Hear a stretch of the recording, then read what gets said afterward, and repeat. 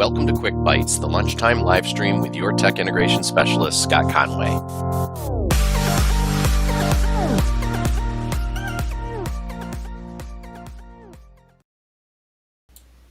Hello and welcome. Thank you for joining us today. The topic of today's session is going to be links and images in particularly Gmail and Docs. We can do images in both of those as well. So it'll be links and images in Gmail and Drive. So I just want to kind of show you quickly how to work with these two things. For some people, they may seem so simple, and for others, it's just a very foreign idea and concept. So I want to show you how you can quickly and easily work with links, to other URLs or web pages, as well as images in these two platforms. So you can see I've started in Gmail. So let's work with Gmail first. I've composed a new message, or I've clicked Compose New Message in the upper left-hand corner. And I've got a new message in the lower right. And as you know, you can make this larger if you want. But you got your subject, and then the body of your message goes down here. So I would start by just saying hello and something as simple as please go to the staff portal to get more information. Sorry, I can't type today. All right, so there's my message. Please go to the staff portal to get more information. My typing is really terrible today. I apologize. And that message, just a static message, please go to the staff portal. Now I could send this out and the people would probably, the recipients on the other end would probably say, all right, well, how do I get to the staff portal? Or where is the staff portal? So in order to help them out, I might include the link to the staff portal.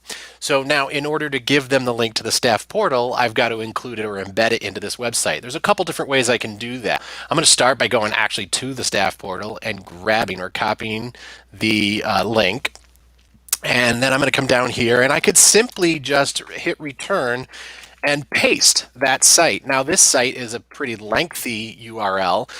Some sites can get even longer than this, and there's a lot of gibberish to them. If I'm doing this Control V paste, you can see that it automatically hyperlinked that for me. Sometimes that doesn't happen. If you're pushing this out through another service, it might do it automatically, and in this day and age it probably will do it automatically. It'll automatically hyperlink it for you. But if it's not, it'll be there static as just text, and the other person would have to physically type that into their URL bar. Whereas if it's hyperlinked, like you see it is now in blue, it will automatically, if I click on this, it'll take me to that in a new window.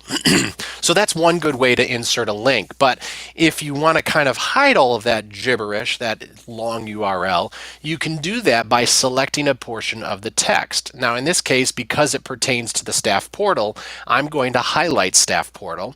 I'm going to come down to my insert link function. And then you can see that here, text to display, I've already selected it, says staff portal. And then I'm going to put a web address. Notice I also have the option of including an email address, a mail to link. I'll talk about that in a second. I'm going to Control V, paste my long URL into this bar here for a web address. I could even test it if I'd like. And then I click OK. Now notice that just that portion, please go to the staff portal, is now highlighted or hyperlinked. If I remove this one and leave the message just like that, now I've embedded the link to the staff portal, and I can prove it by, if you hover over this, you left click once, there's the link, go to link, it should open, and there's my staff portal. So I've embedded the link to this website right in the text of my message. So it looks nice and neat and clean. And it just simply says, please go to the staff portal to get more information.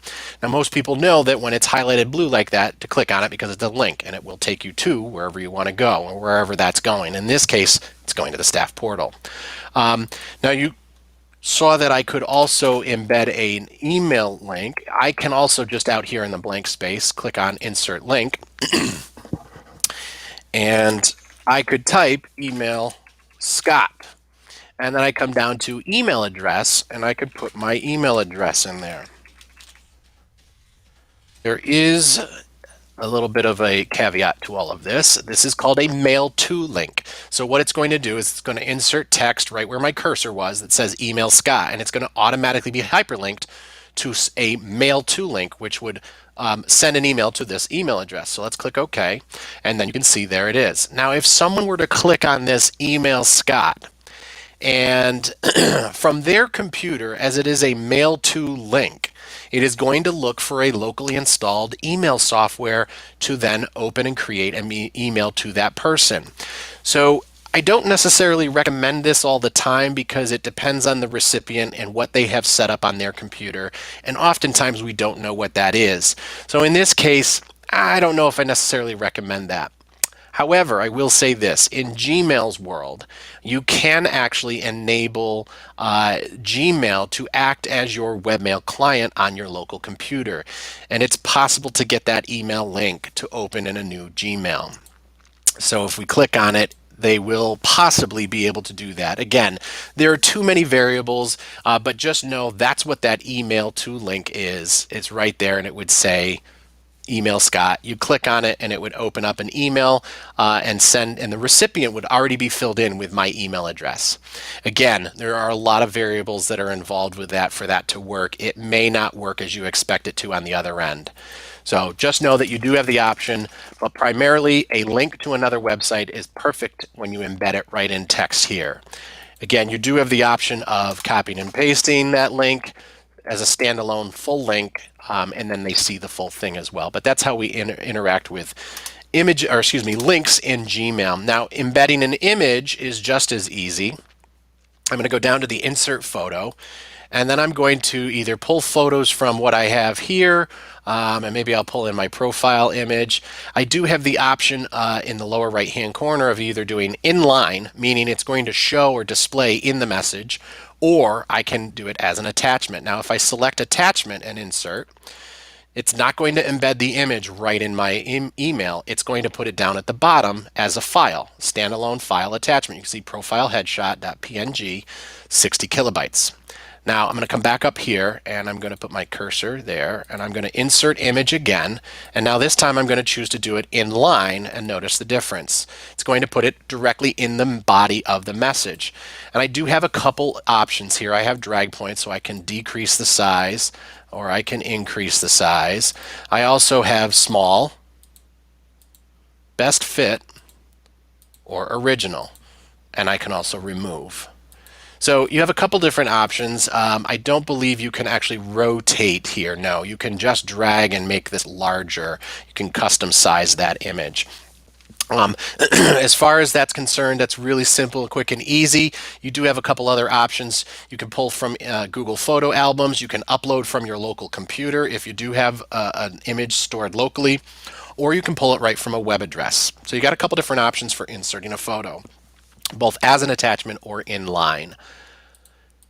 All right, we are going to, I got one question actually, it looks like. When I put an image in an email, it doesn't come up and says image, and I'm using Awesome Screenshot, put a pic in. Okay, so there is an add-on called Awesome Screenshot. I do have the extension turned on or installed. I don't have it set up to integrate with Gmail, but there was an option to do that, and I have had it on in the past. This viewer is asking about that. I can't really say for certain.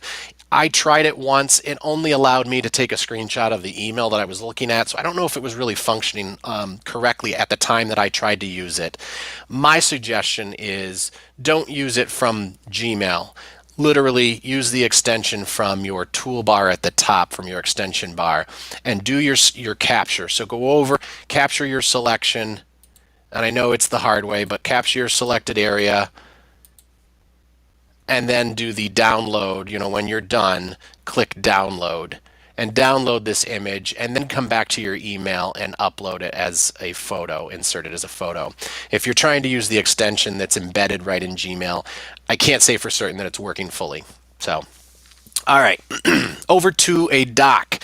So we're going to talk about inserting links. Now it's going to happen and function pretty much the same way. I've got the insert link up here, and there's my text, and I could write, just like I did in Gmail, staff portal, and then I can go ahead and click and paste the link. So this is going to do pretty much the same that it did in Gmail for me. And when I click apply, there it is, staff portal, and it's hyperlinked. And I can test it by clicking on it once and then clicking the URL. And it takes me, so I know that it's working. So that is the, and now a nice thing that you see in Google Drive, if you hover over a link, it tends to show you a little screenshot of it. But you do have functions here. You can copy the link, you can edit the link, and you can remove the link right in Doc. So that's how we add links into a Google Doc. You do have to just grab the or copy, right click copy or control C, and then bring it over and insert your link. You could already have text typed, and you can actually hover over this, select the text, insert link, and you see the text is already typed. And I'm going to copy paste my text, and there it is. Now, images in a doc work pretty much the same way, but I do have the insert image function. Notice that I've got a couple options. I can upload from my computer, so that if the image is stored locally, I could do that. I could search the web, or I could pull in from a camera if I've got a camera attached to this device. I could pull in by URL if I know the address of the image. I could go to my Google Photos account and pull any images in from there, or if it's stored in Drive, I can do from there as well. The nice feature here on the search web is awesome because I can search Google Images right from here. And let's see. Let's just type image and see what we get. Here's a nice one. Now, the nice thing about using the Google image search is that these are free and fair use. So you don't have to worry about copyright infringement. If you're using the tool built right into Google Docs, it will allow for the images to be utilized. And I can just click the magnifying glass to take a closer look at it. And you can see at the bottom here, image is labeled for commercial use with modification. So these images are okay to use. So what I do is I select that one. You can see it's selected, and I click insert. And it brings the image directly into the Google Doc. Now I can select it once, click once on that image, and I've got my drag points. I can also wrap my text around this image, or I can make it in line. I do have a couple other options here for adjustments. I can change the size and rotation fully from here. I've got text wrapping available. I also can recolor this image if I want to add an overlay to it. I can do sepia or a couple other adjustments I have down here are the transparency. So if I want to use it almost as like a watermark, I could do that. Brightness, contrast, and then I could also just reset back to what it was. I do also, in addition, have my drag points right here, so I can quickly just drag and resize it. I also, in the top center, have my rotation, so I could rotate this image if I wanted to as well. So quite a few options for your images. You can come back to image options, right-click image options, and here they all are. I can lock the aspect ratio, that way it does not get distorted when I move or drag and resize that image. And I can full rotate by 90 degrees here as well. So if I want to go 0 degrees there, it brings it right back up to the top. So that is how you can insert images and links into both Gmail and Google Docs, and how you can kind of tweak them a little bit. You can resize. In a doc, you got a little bit more with regard to your image functions, but some very helpful tools to basically just insert links and insert images into both emails and docs. No more questions that I see coming in, so I thank you for joining us today and hope you join us the next time.